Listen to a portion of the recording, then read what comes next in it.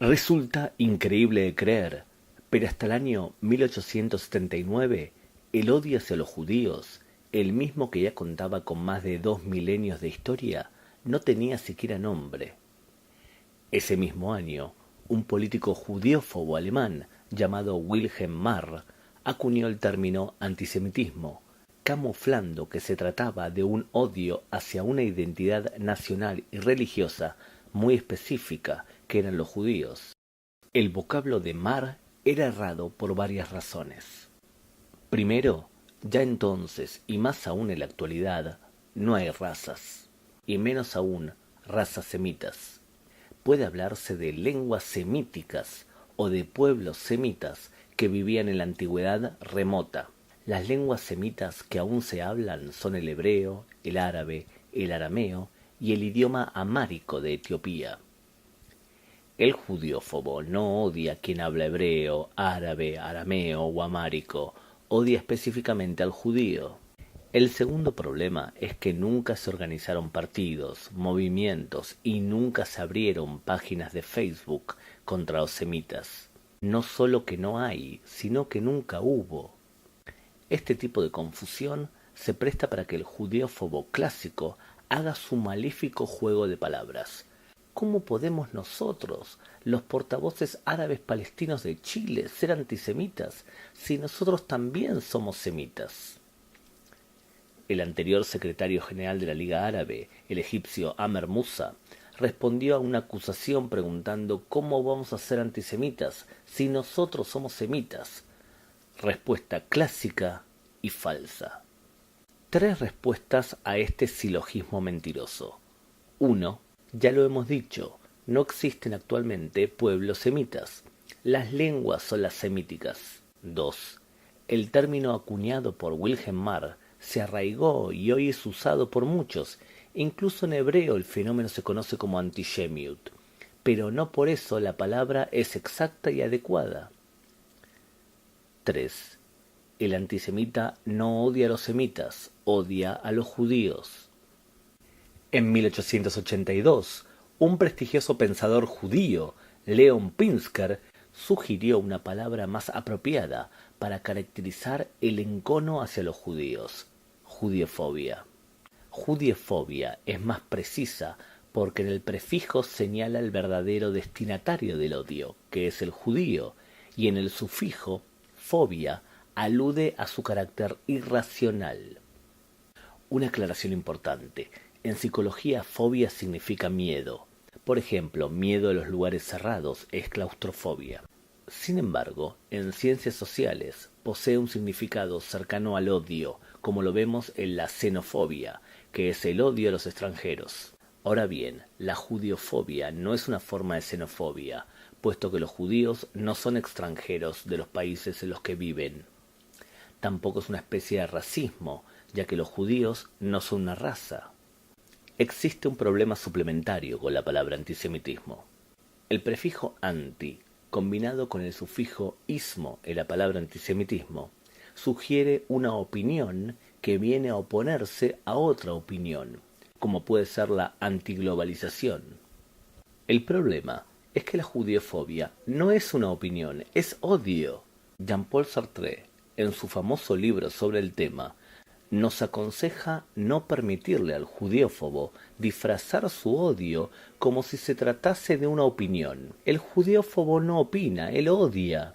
En la medida en que usemos antisemitismo, los judeófobos podrán adornar sus rencores con una especie de aureola pacífica, como si se tratase de un criterio razonado. La judeofobia es un odio singular y único. Los judíos fueron odiados en sociedades paganas, religiosas y también laicas. Son acusados por los nacionalistas de ser comunistas y por los comunistas de ser capitalistas. Si viven en países cristianos, el judeófobo acusa al judío de tener doble lealtad.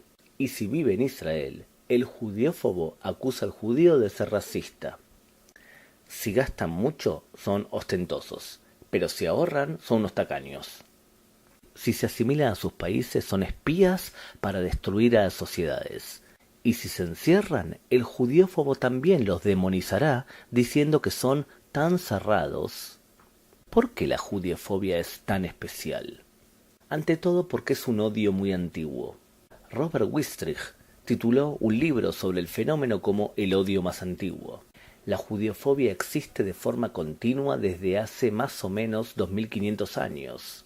La forma en la que se expresa sí ha cambiado, pero su continuidad histórica es un hecho. Segundo, se trata de un odio generalizado. Por ejemplo, los judíos fueron expulsados alguna vez de todos los países europeos en donde residieron. Los ejemplos más recordados son Inglaterra en 1290, Francia en 1306 y en 1394, Hungría en 1349, Austria en 1421, numerosas localidades de Alemania entre el siglo XIV y el siglo XVI, Lituania en 1445 y en 1495, España en 1492, Portugal en 1497 y Bohemia y Moravia en 1744. Históricamente, los judíos fueron hostilizados en casi todos los países del mundo, aun en países en donde no vivían desde hacía décadas.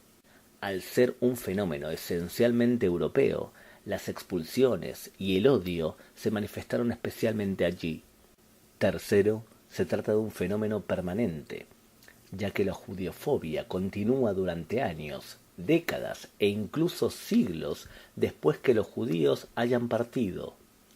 El rey Eduardo I expulsó a los judíos de Inglaterra en 1290 y no regresaron hasta 1650.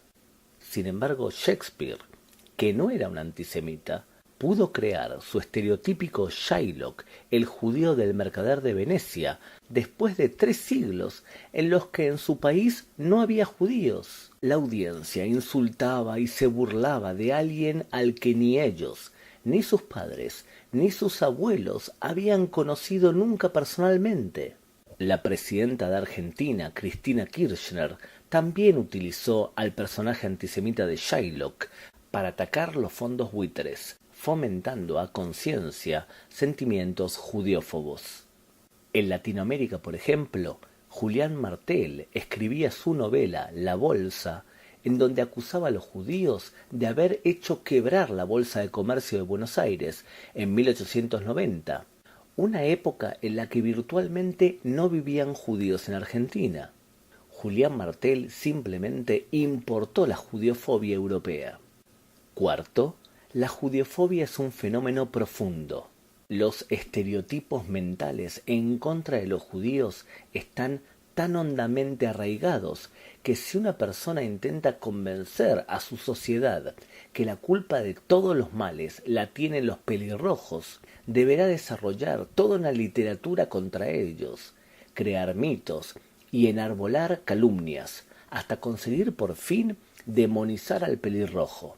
Pero si dices la palabra judío, la persona suele contar con 2500 años en donde se le martilló el cerebro con que el judío transmitía la lepra, mataba niños cristianos para hacer pan ácimo, dominan el mundo, asesinaron al Mesías o bien son una raza maldita. Quinto, la judiofobia es una actitud obsesiva. Para el judiófobo, los judíos no son un enemigo, son el enemigo. Durante los siglos XIX y XX, en el Imperio ruso, las palizas y asesinatos de judíos se difundieron a tal punto que se acuñó el término pogrom para definirlos. Los pogrom eran vistos por los atacantes como el medio para salvar a la nación. Golpea al judío y salva a Rusia, era su lema. Un ejemplo de tal obsesividad la vemos horas antes del suicidio de Adolf Hitler. El 30 de abril de 1945 se despidió de su nación y sus palabras no fueron para arrepentirse o para pedir disculpas por los millones de alemanes que perdieron sus vidas por culpa del nazismo. En el discurso dijo: «Si soy vencido, la judeidad podrá celebrar». Sexto, la judiofobia es un fenómeno peligroso. Con frecuencia desborda la discriminación y estalla en violencia física. Esta judiofobia se transmite en gestos, en chistes y en generalizaciones, mucho más que en conferencias directas. Por último, se trata de una actitud quimérica. Esto es un rasgo esencial. El xenófobo odia extranjeros, quizás porque malinterpreta la realidad. Extremiza el papel del extranjero, aunque en su sociedad exista, por ejemplo, el desempleo. En el caso del odio contra los judíos, nos debemos enfrentar contra mitos antiguos y modernos y no contra malas interpretaciones de la realidad. Otros pueblos en el mundo también han sufrido persecuciones y desgracias.